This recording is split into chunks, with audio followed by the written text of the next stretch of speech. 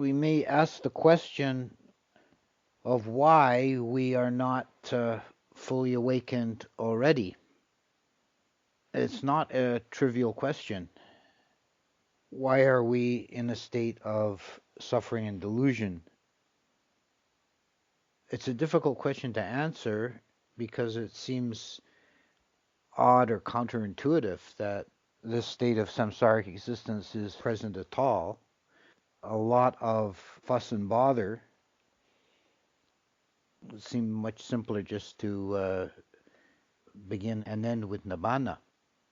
Why are we bothering with all this coming into existence and struggling and suffering and carrying on and all this hoopla? In some strains of Buddhism, you see in Zen, for example, there's a saying that all beings are Buddhas from beginningless time. And the emphasis of that way of thinking is that we're already all fully awakened Buddhas, we just don't know it. And the trick is just to know it. And seeing things in that way, puts the emphasis on the possibility of potentiality of full awakening. You see in Christian religion, the idea of original sin and the fall from grace has a kind of a mythological parallel in the story in the Anganya Sutta of the Abhisara beings who first came to this earth when it congealed and fell to coarser state of existence by tasting the foam on the surface of the earth. This is a metaphorical expression of the entanglement of consciousness in matter and sensuality. But in itself, it's not a full answer because it pushes back the question to why are these beings in the Abhisara state? How did they get into this high Brahmic existence, which is still samsaric, it's still conditioned? The Buddha, in talking about the dependent origination, he phrases the question in this way. He asks, how is it that beings wander endlessly in this samsara? And his answer is just because of ignorance, of not knowing, not seeing. And it goes on, not knowing, not seeing what? It's not knowing and not seeing the Four Noble Truths, which are the truths of dukkha, suffering or imperfection or unsatisfactoriness, etc. The truth of dukkha, which is the existential reality, which is samsara. The truth of the origin of dukkha, which is tanha, craving. So this is the motive engine of samsaric existence, is this craving. I was saying, love makes the world go round. Yeah? So it's, craving is at the root of samsaric becoming, and it's craving for sense desire for becoming and not becoming. It's well, these are the three fundamental forms of craving. And in our present situation as human beings, the sense craving is the most problematic on a surface level. It's superficially the noisiest, demands our attention the most, causes the most immediate trouble. But it's relatively superficial, as much deeper and much more powerfully affecting our being at a deeper level are the cravings for being and non-being. Even when the desire for sense experience is muted or eliminated altogether, there still remains these deeper cravings. The third noble truth is the truth of the end of dukkha, which is the realization of the unconditioned, which is nibbana, is the alternative to all of this, all this coming and going and rising and falling and all the fascination and terrors of samsara. And The fourth noble truth is the truth of the path leading out of samsaric becoming, where the Buddha lays out the practical 8 factors that need to be developed to make an end of craving and suffering. So we can see by this answer that the reason we're not experiencing full awakening immediately is because the deep underlying cause is ignorance, is not knowing and not seeing. And the effective mechanism is craving. So these are the 2 factors that that lay the basis for becoming, for samsaric existence. A Buddhist conception, it's not to be seen that there was ever a time when this was not so. So this is a different conception from a linear time sort of model. We see time as beginningless, without first point of origin. So it's not like we were originally fully awakened and through some error we fell from it. It's that in this mode of time we're experiencing cyclical time, and experience of nibbana is outside of time. So it's called amata, the deathless, which is quite different than saying it's immortal, which would be nitya, permanent or unending, which would be an extension of linear time. There's a sense of these 2 modalities of time, the timelessness of nibbana, ekalako, and the experience of time, samsaric time, which is experienced by the individual psyche as being linear, but in the broader scheme is cyclical. It's just a endless cycling round and round, without a beginning, without an end. So that's kind of a broad brush answer to the question of why we're not fully awakened. Why do we experience samsaric conditions? Is because of ignorance, of not knowing, and because of the habit of craving, and the way out being the Eightfold Path. Coming out of that that broad brush kind of answer, if we look at the meditation tradition, development of Vipassana meditation, and the explanation of these factors found in the Abhidhamma, we find a different emphasis, and it's basically the same. It's not contradiction, but it's emphasizing things on a different sort of a level, that for a practical realization and of emergence from samsara.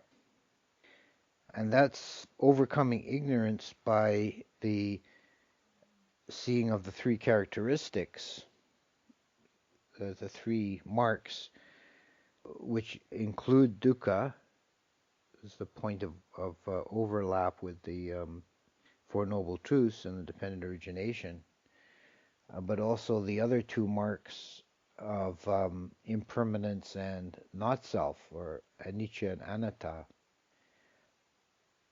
It's by seeing things in terms of not seeing the 3 characteristics that the mind is deluded, that we experience ignorance.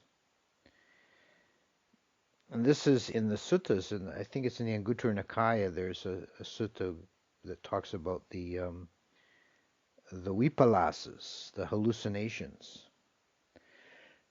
These are given as 4. And they're the opposites of 3 characteristics, plus seeing the beautiful and the unbeautiful. So this is seeing pleasure in what is painful, seeing permanence in what is impermanent, seeing substantiality in that which is insubstantial, so missing the point of not self or emptiness, and seeing things as beautiful or attractive, lovely, the subha, when they are not desirable, pleasant, etc., asubha. And the analogy as a metaphor is given in this is a hunter wanting to catch deer. He makes a decoy deer out of sticks and wicker and puts it in the middle of a clearing.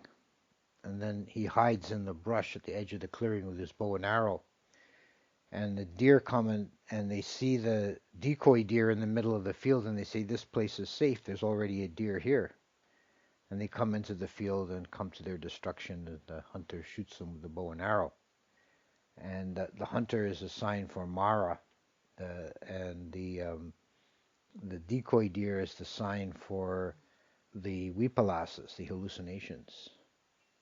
By seeing things wrongly, we go into the wrong pasture.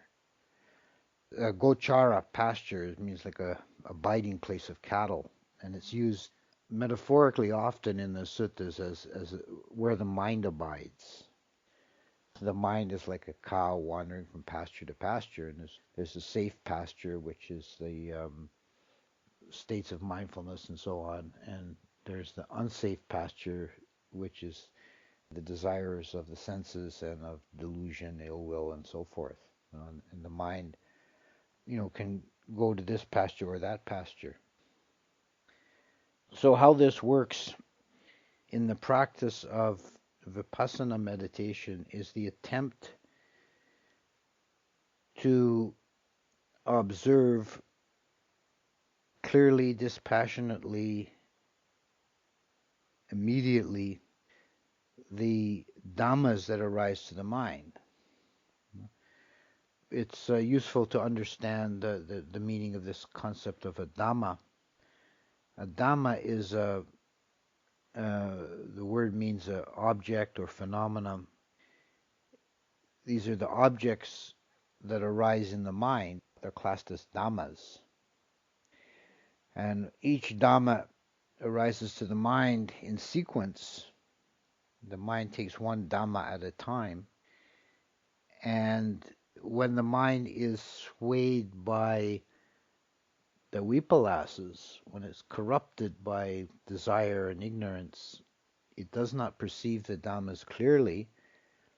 It sees them as desirable or fearful or permanent or substantial. It sees them in these wrong ways that are not in accord with ultimate reality. And the effort is not to conjure up the characteristics as mental constructs. This is a misleading and useless. But to take off the distorting spectacles of wrong perception and see the dhammas in their own nature as they actually are.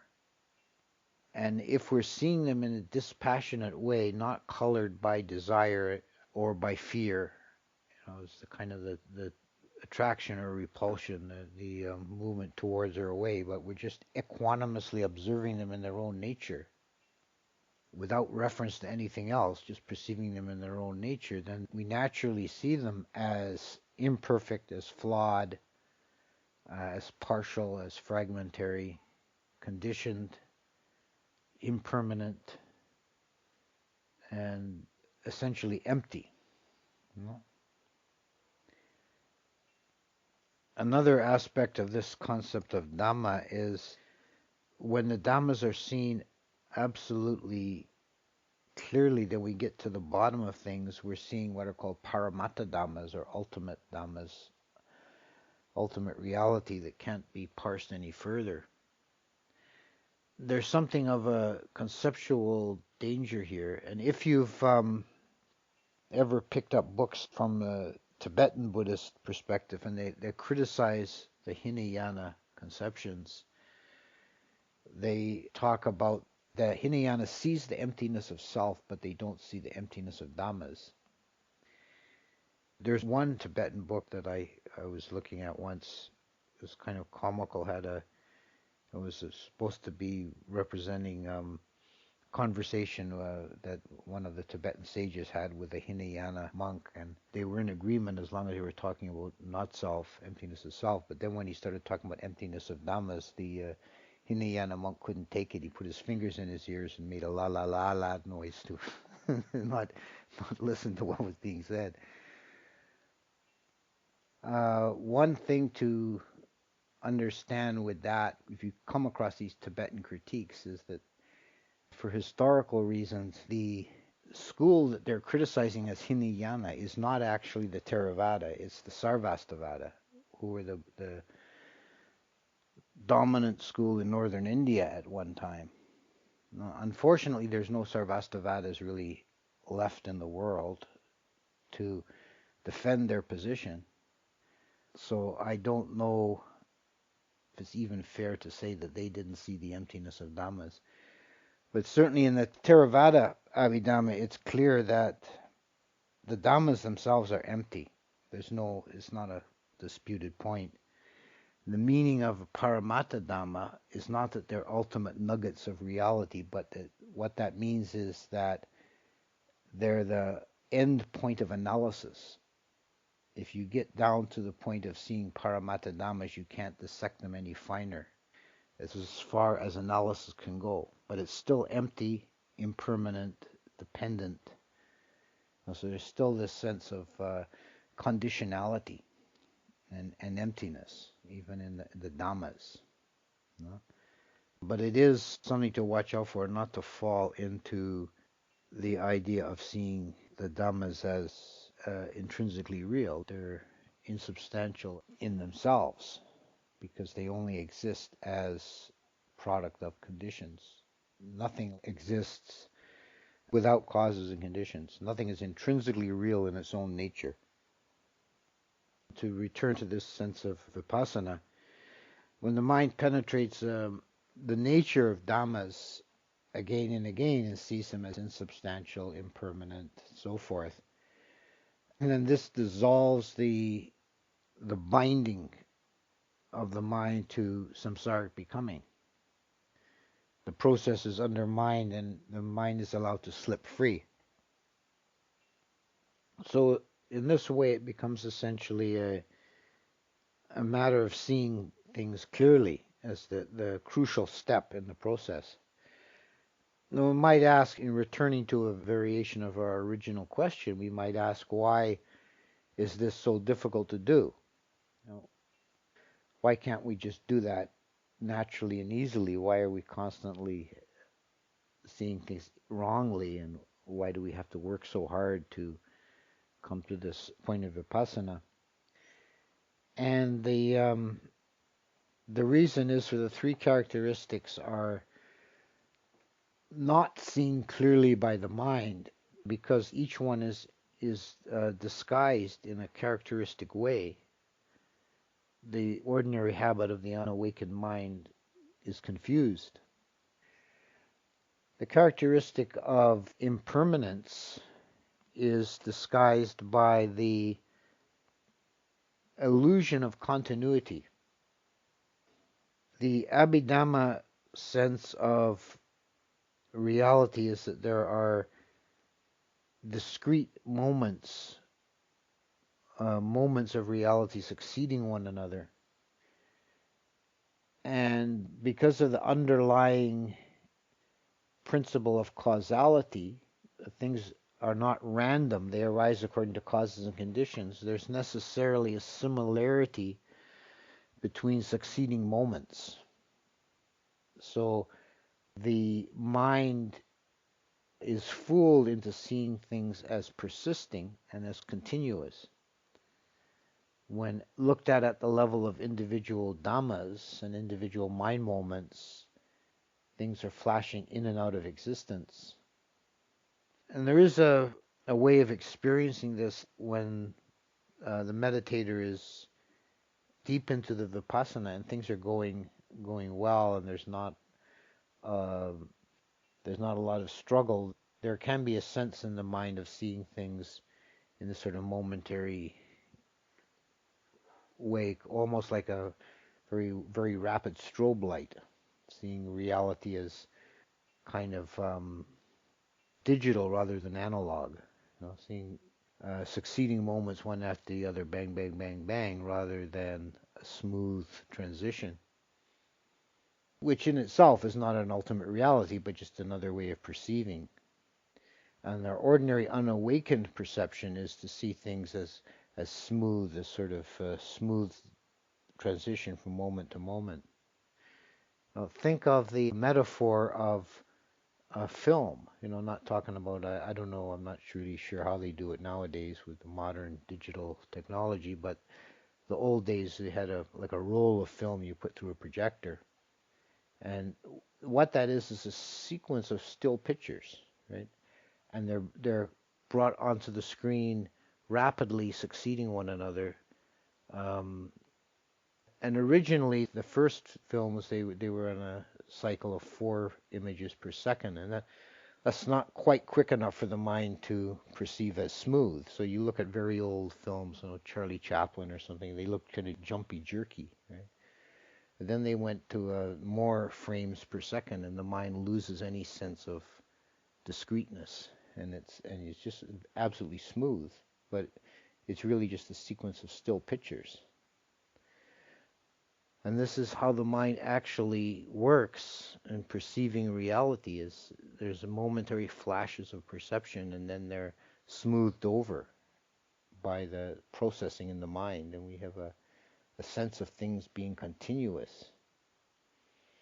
When in ultimate reality, in the level of paramatta dhammas, nothing persists for more than a single moment. But because they're similar, succeeding moments are similar, there's a sense of continuity. And this masks the concept of impermanence.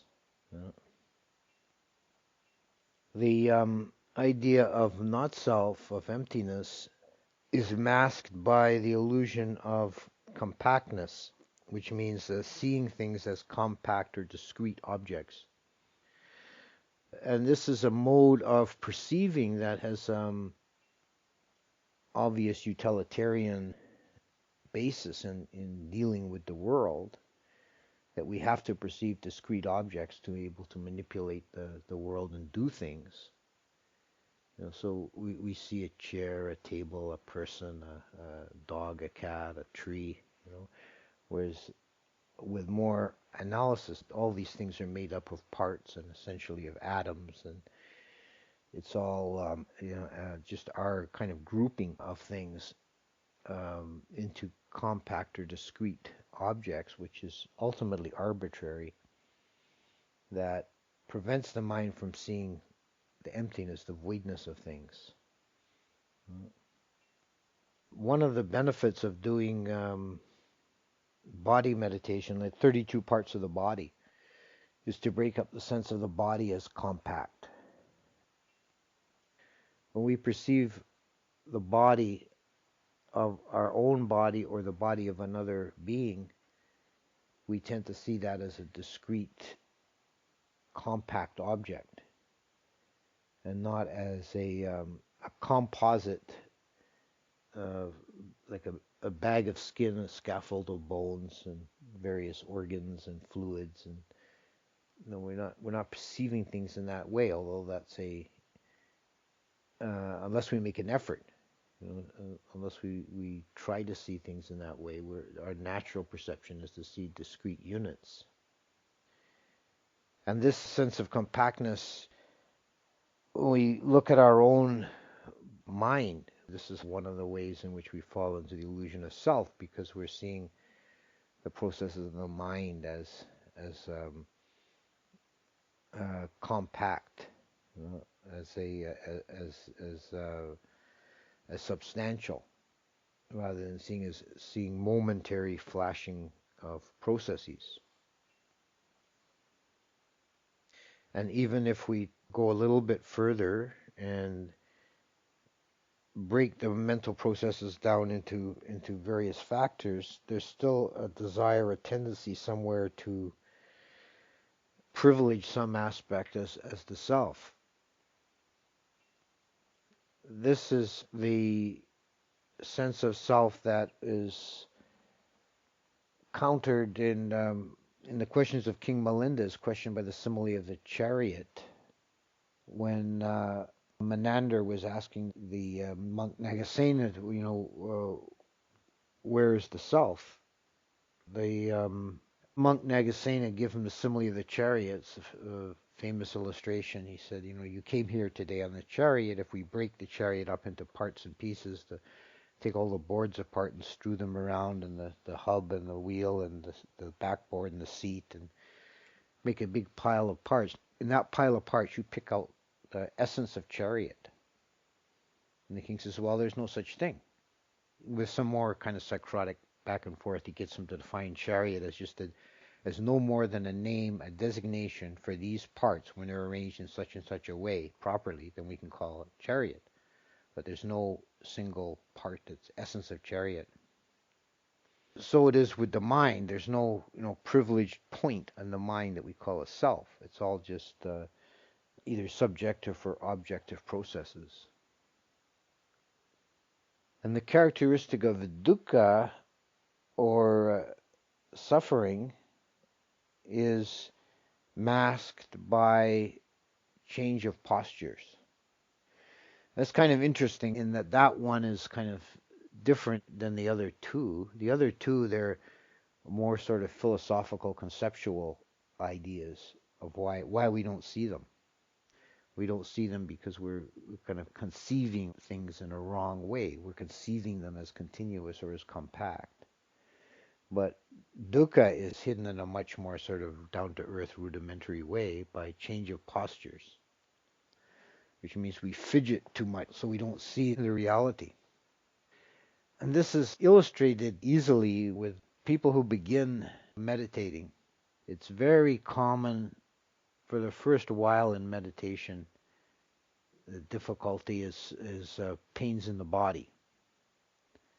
That it's very difficult to sit because you pains in the legs or pains in the back or the neck, or this is a constant complaint, and it's something that recurs throughout, but it's particularly problematic for beginners. And to some degree it might be like wrong posture or so on, but to a large degree it's just a simple fact of sitting still. The human body is naturally going to hurt. This is always dukkha in the body. This is just a part of having a body. And in ordinary life, when we're not trying to clearly observe things on a moment-by-moment level, we unconsciously, or very close to unconsciously, just fidget away from the dukkha. People don't sit still. Even they're sitting in their comfy chair at home, every few minutes they'll shift their weight to the other hip, or they'll cross their leg, or they'll rest on the other elbow. And they just do this naturally and continually. And it works on the principle of a change is as good as a rest, because the constellation of dukkha becomes, in a still body, becomes more and more evident. Then you change the posture, the constellation moves around, and it's not evident at first, and it takes a while for the mind to catch up to it. Yeah? But if you're sitting still, then you don't escape it. It's just there, and you have to deal with it. And it takes a while for the practitioner to become, oh yeah, okay, that's just the body. That's just the way it is. There's also mental fidgeting. So we can't sit still mentally either, because the mind is constantly fidgeting away from experience of dukkha, mental dukkha, and looking for distractions. And if there's no distractions externally, then the mind can fabricate distractions to play with. This is another form of masking dukkha, fidgeting away from the present moment, from reality, from what's here and now. And this kind of fidgeting is a big contributing factor to ignorance, because it's not wanting to know, not wanting to penetrate reality, so we escape it by fidgeting and moving away from it. So these are the ways in which the three characteristics, this is why the three characteristics are not immediately, obviously known, because we're conceiving things in a wrong way, and we're not looking at things properly, correctly. And the way to overcome that is not analytical or using the analytical mind or theorizing about it. It's by trying to get down to the bedrock reality of things as they actually are, and just experiencing this samsaric sequence of dhammas in their own nature as they actually are, moment by moment, without fueling the fire, without stoking the process, but allowing the dhammas to arise in the mind. They will arise according to causes and conditions, previous karma and other factors. There'll be an endless sequence of dhammas in the mind as long as the mind is not immersed in the unconditioned. There will always be dhammas presenting themselves. And if the mind is not disciplined, it reacts to these dhammas according to ill will or craving. It reacts with desire or with distaste and recoil. It becomes either fascinated or fearful. And this is the underlying fuel of the process. If the process isn't fueled, it continues to run on for a time, and the objects are seen clearly, then this allows the mind to begin to disengage and to become dispassionate and clear, and eventually to slip sideways, as it were, out of the cycle of the process of becoming, and to realize the unconditioned. In one sense, you could say that it's really very simple. There's nothing to it. It's just stop doing what you're doing. You're basically just entangling yourself moment by moment. You just stop doing that, and then you realize the unconditioned. So, and it's only just like that one mind moment away. So in that sense, you could say that it's very simple, but don't be discouraged, because it's also very difficult in that it's such an ingrained habit of mind going back many, many lifetimes, essentially infinitum, of dealing with things otherwise, dealing with things according to this factors of craving and of ignorance and of fear and of distaste, attraction and repulsion. This is the ingrained habit of the mind. And at a very deep level, with the underlying factors of craving for becoming and not becoming, are related to this innate impulse of the mind, very deep habit of the mind to want to take an object, to define itself by the taking of objects. And this is why these factors are cut deeper than sense desire, which only binds us to one mode of consciousness. It doesn't bind us to the whole web. We can get past sense desire and still be bound up, because there's a desire for becoming, and the mind becomes in relationship to the object. So the mind has an underlying desire to define itself by the object. There's subject-object. And each moment the mind is grasping at the next object. This is a very ingrained, deep, rudimentary habit, tendency of the mind that can't be broken by force of will. It has to be worn down through clear seeing. And there's a sense of the liberation comes through a kind of weariness or boredom with samsara. That when it's seen clearly, the mind is, it doesn't want to play that game anymore. This game is stupid. Like playing Pac-Man endlessly. This is pretty pointless. You just stop doing that at some point. So I'll stop there.